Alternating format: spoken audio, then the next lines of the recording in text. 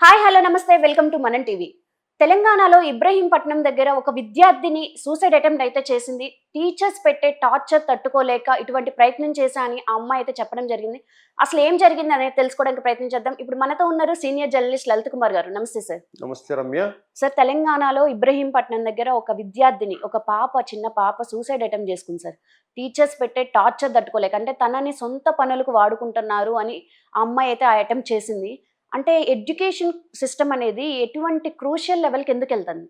అంటే ఇక్కడ రమ్య, ఇప్పుడు ఎడ్యుకేషన్ అనేది ఒక బిజినెస్. హ్మ్.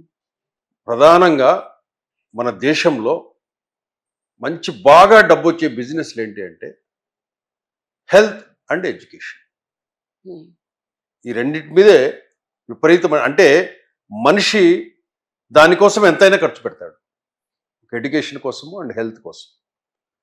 దాంతో ఏమైందంటే నంబర్ ఆఫ్ ఇన్స్టిట్యూషన్స్, స్కూల్స్, కాలేజీలు ఇవన్నీ ఏర్పడ్డాయి.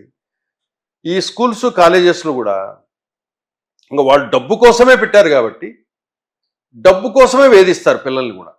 హ్మ్. ఇక్కడ ఏంటంటే టీచర్స్ కూడా క్వాలిఫైడ్ ఉన్నారు. ఇక టీచర్ అంటే కనుక BEd level, teacher training TTC చేసిన వాళ్ళు,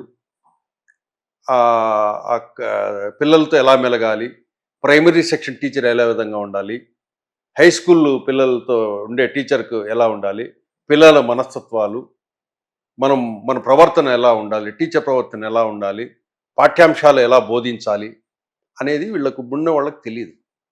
అదొకటి. మేనేజ్మెంట్స్ కూడా ఎక్కువగా ర్యాంకుల కోసము, మార్కుల కోసము ఒత్తిడి చేసే సంస్థలు కొన్ని, డబ్బుల కోసము, ఫీజుల కోసము ఒత్తిడి చేసే ఇన్స్టిట్యూషన్స్ కొన్ని.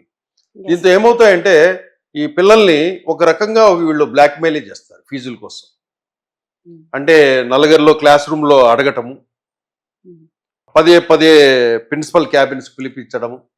అంటే ఇప్పుడు ఇక్కడ ప్రిన్సిపల్స్ తప్పని మనం అనుకోలేము, మేనేజ్మెంట్ తప్పే ఇది. మేనేజ్మెంట్ ఏం చేస్తుందంటే ప్రిన్సిపల్ మీద ఒత్తిడి చేస్తుంది, ప్రిన్సిపల్ టీచర్స్ మీద ఒత్తిడి చేస్తుంది. ఓకే. దీంతో ఏమవుతుందంటే ఒకవేళ వాళ్ళకు డబ్బు అందుబాటు లేకపోయినా, పాపం పేరెంట్స్ నుంచి స్పందన రాకపోయినా, ఈ పిల్లలు ఒకవైపు మానసికంగా ఇబ్బంది పడ్డము, ప్లస్ నలుగురు పిల్లల్లో అవమానంగా ఫీల్ కావటము. వీళ్ళు క్లాస్ రూమ్కు తెచ్చి ఫీజు కట్టిన వాళ్ళు లిస్ట్ పంపిస్తారు. ఒక 30 మెంబర్స్ ఉన్నారనుకోండి, ఫీజు కట్టిన వాళ్ళు ఎవరు అంటే 4 మెంబర్స్ పేర్లు చదివి మీరు ఫీజు కట్టండి అని అందరి ముందు అనౌన్స్ చేస్తారు. ఇట్లాంటివన్నీ తట్టుకోలేని పిల్లలు ఏం చేస్తారంటే సూసైడ్ అటెంప్ట్ చేస్తారు. ఇటు పేరెంట్కి చెప్పలేక, అట్లా వీళ్ళ ప్రెజర్ తట్టుకోలేక, వీళ్ళు ఇచ్చే ఈ బ్లాక్మెయిలింగ్ అనమాట. నలుగురిలో అడగడం అంటే కనుక నిన్ను ఒక రకంగా టార్చర్ చేస్తున్నట్టే డబ్బు కోసం, ఇట్లా చేస్తారు. ఇంకొంతమంది ఏంటంటే ఈ టీచర్స్ వాళ్ళు సరిగా చదువు రాకపోయినా, వాళ్ళకు మార్కులు రాకపోయినా కొంతమంది అవమానంగా ట్రీట్ చేస్తుంటారు. అందరు టీచర్లు మంచిగా ఉంటారని మనం చెప్పలేం. ఇప్పుడు అంతా డిగ్రీ చదివిన వాళ్ళు, ఇంటర్మీడియట్ ఫెయిల్ అయిన వాళ్ళు కూడా టీచర్లే, కార్పొరేట్ అండ్ ప్రైవేట్ స్కూల్స్లో. మనకు హైదరాబాద్ సిటీలో అయినా ఒక రకంగా ఉంటుంది, కానీ మిగతా కొంచెం టౌన్స్లో కానీ రూరల్ బ్యాక్గ్రౌండ్కి వెళ్తే కనుక మండల స్థాయిలో అంత ఇంటర్మీడియట్ వాళ్ళే ఒక ప్రైవేట్ స్కూల్స్లో పనిచేస్తుంటారు. వాళ్ళకు ఇవన్నీ తెలియదు. దీంతో ఏమవుతుందంటే సూసైడ్ చేసుకుంటారు. ఇంకో విషయం ఏంటంటే ఇక్కడ మన ఆంధ్రప్రదేశ్, తెలంగాణలలో గత 30-40 ఏండ్లలో ప్రపంచంలో ఏ విద్యా సంస్థల్లో చనిపోనంత మంది విద్యార్థులు, అంటే 2600 మంది విద్యార్థులు సూసైడ్లు చేసుకొని చచ్చిపోయారు కార్పొరేట్ అండ్ ప్రైవేట్ ఇన్స్టిట్యూషన్స్. 2600 మంది. ప్రపంచంలో ఏ విద్యా సంస్థలోనూ, ఏ దేశంలోనూ ఇంతమంది చచ్చిపోయి ఉండరు. ఏది ఆత్మహత్యలు చేసుకొని. అంటే పిల్లల మీద ప్రెజర్ ఎంత ఉంది అనేది మనం అర్థం చేసుకోవచ్చు. ఇప్పుడు కూడా అన్ని కూడా ఇన్స్టిట్యూషన్స్ కూడా పేరెంట్కి కూడా మార్కులు కావాలి, ర్యాంకు కావాలి. రైట్. పేరెంట్ అదే కోరుకు, డబ్బు కట్టేది పేరెంటే కాబట్టి ఇన్స్టిట్యూషన్స్ కూడా ఏం చేస్తున్నాయంటే ఆ ర్యాంకు తెచ్చే మార్గం ఏంది, ఆ మార్కులు వచ్చే పద్ధతి ఏంది, అది మాత్రం నేర్పిస్తుంది. దాంతో పిల్లలు ప్రెజర్ ఎక్కువైపోయేసి ఈ పేరెంట్స్ హై ఎక్స్పెక్టేషన్స్, ఐఐటి అని, నీట్ అని, ర్యాంకులు సాధించాలని, ఐఐటి సీటు కొట్టాలని, మెడికల్ సీటు కొట్టాలని ఒక రకంగా పిల్లల్ని టార్చర్ చేస్తుంటారు పేరెంట్స్ కూడా. అట్లా పేరెంట్స్ ఎప్పుడైతే లక్షల రూపాయల ఫీజు కట్టి పేరెంట్ కూడా మేనేజ్మెంట్ మీద ఒత్తిడి చేస్తుంటాడు. మా వాడికి మార్కులు తక్కువ వస్తున్నాయి అంటే మేనేజ్మెంట్ ఏం చేస్తుంది, ఆ స్టూడెంట్ మీదే ప్రెజర్ పెడతారు. ఒకవైపు ఆ స్టూడెంట్ మీద, ఇటు పేరెంట్స్, ఇక మేనేజ్మెంట్స్ ఒత్తిడి చేసి మార్కులు రావాలని మేనేజ్మెంట్, ర్యాంక్ వచ్చి సీటుకు రావాలని పేరెంట్, ఇట్లా వీళ్ళిద్దరూ కలిసి వాళ్ళని చంపేస్తారు. సార్, అయితే ఇక ఇలాంటివి జరగకుండా అవేర్నెస్ అనేది ఎవరిలో రావాలంటారు? ఇటు స్టూడెంట్సా, లేకపోతే పేరెంట్సా, లేకపోతే ఎడ్యుకేషన్ సిస్టంలోనా, అంటే టీచర్సా? ఎడ్యుకేషన్ సిస్టమ్ అంటే ఇక్కడ ప్రధానంగా రావాల్సింది పేరెంట్ దగ్గరే రావాలి. పేరెంట్ ఏదైతే అడుగుతాడో పేరెంట్ నేర్పించేదే పేరెంట్ మేనేజ్మెంట్స్కి, స్కూల్స్కి, కాలేజీకి. పేరెంట్స్ ఏదైతే కోరుకుంటారో అవే కోర్సులు పెడతారు. ఆ డిమాండ్ తగ్గ కోచింగ్ సెంటర్స్ కూడా వెలుస్తాయి. ఇక్కడ పేరెంట్ మారాలి. ఎంతసేపు మార్కులు మార్కులు మార్కులు అంటుంది తప్పితే, నేను ఒక ఎగ్జాంపుల్ చెప్తాను. ఇప్పుడు ఆంధ్రప్రదేశ్, తెలంగాణ స్టూడెంట్స్లో ఎక్కువ మంది ఐఐటి నీట్ సీట్లు సాధిస్తుంటారు అంటారు. ఈ ఐఐటీలలో ఫస్ట్ సెమిస్టర్ సబ్జెక్టులు ఫెయిల్ అయ్యే వాళ్ళు నంబర్ 1 ఎవరు అంటే కనుక మన ఆంధ్రప్రదేశ్, తెలంగాణ స్టూడెంట్సే. బేసిక్స్ లేవు, మార్కులు వచ్చినాయి, ర్యాంక్ వచ్చింది, వాడు అక్కడ చదవలేకున్నాడు. ఐఐటీస్లో ఫస్ట్ సెమిస్టర్లోనే మ్యాథ్స్, ఫిజిక్స్ ఫెయిల్ అవుతారు. అంటే బైహార్ట్ సిస్టమ్ ఎక్కువైంది. బైహార్ట్ సిస్టమ్ అదే. పేరెంట్ ఏం కోరుకుంటున్నా, మార్కులు కావాలా అంటారు. మార్కులను బట్టి ర్యాంక్ వస్తుంది. మార్కులు ఎట్లా తెప్పించాలో నేర్పిస్తున్నారు వీళ్ళంతే. వాడికి బేసిక్ కాన్సెప్ట్స్, అప్లికేషన్స్ ఇవన్నీ ఏం తెలియదు.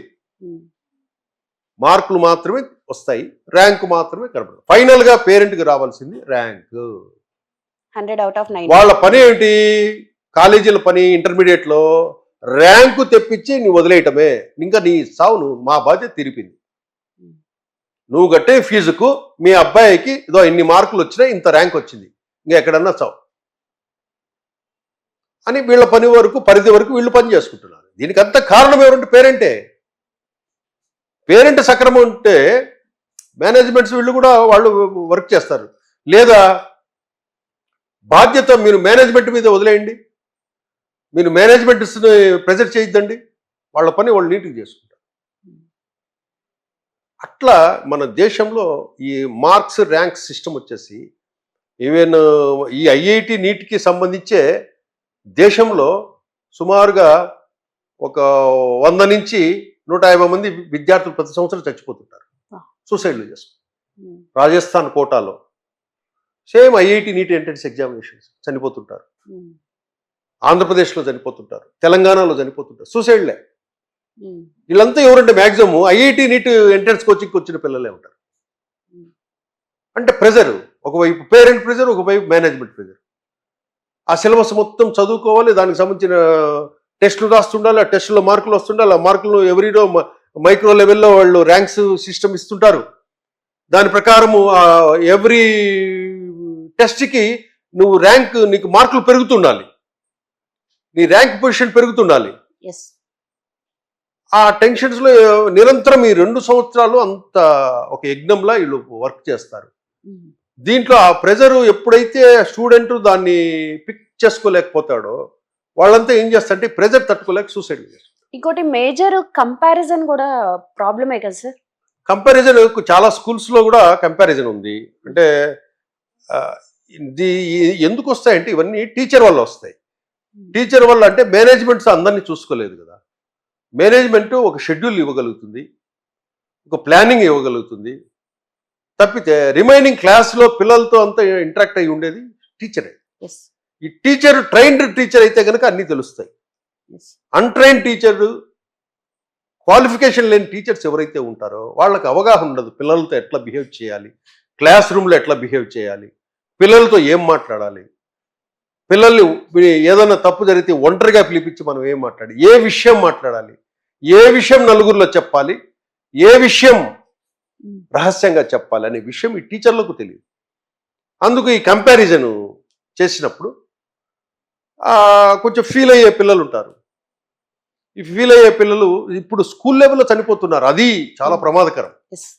స్కూల్ లెవెల్లో పిల్లలు చనిపోతున్నారు. ఇంకా దారుణం ఏంటంటే ఢిల్లీ ఆ ఏరియాల్లో పెద్ద టాప్ స్కూల్ సిబిఎస్ఈ స్కూల్స్ ఉన్నాయి. సిబిఎస్ఈ స్కూల్స్లో మర్డర్లు చేసిన పిల్లలు ఉన్నారు. వా. స్కూల్ సెలవు కోసం మర్డర్లు చేసిన పిల్లలు ఉన్నారు. యూట్యూబ్ ఛానల్స్, వీటిలో సినిమాలు ఇవన్నీ చూసి చాలా దారుణంగా ఉంటాయి అటువైపు. ఆ బాత్రూమ్ దగ్గర పిల్లలు 9th class 8th class 9th class పిల్లలు అమ్మాయి అబ్బాయి నిలబడుకుంటారు. స్మోక్ చేసేవాళ్ళు కూడా ఉన్నారు ఇప్పటికీ సిబిఎస్ఈ స్కూల్స్లో. అంటే మన స్కూల్ లెవెల్ సిస్టమ్ ఏ విధంగా తయారవుతుంది అనేది చాలా ప్రమాదకరంగా ఉంది. ఇప్పుడు మన సైడు పిల్లలే చాలా ఎంతో ఉత్తమం. కొన్ని మెట్రో సిటీస్లో అయితే పిల్లలు ఆ సిబిఎస్ఈ స్కూల్స్లో అంతా డబ్బులున్న పిల్లలు, మెచ్యూర్డ్ పిల్లలు 8th క్లాస్ 9th క్లాస్లోనే వాళ్ళు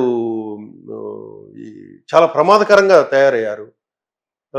ఈ స్కూల్స్ కూడా ఎలా తయారయ్యాయంటే కేవలం డబ్బు డబ్బు డబ్బు దాని మీదనే కాన్సన్ట్రేట్ చేస్తున్నాయి. దీంతో మారితే పేరెంటే మారాలి. ఈ పేరెంటే మేనేజ్మెంట్స్ను మార్చుతారు. కాబట్టి ఏది ఉన్నా కూడా పేరెంట్ మీదే ఆధారపడి ఉంటుంది. Okay, thank you sir. Thank you.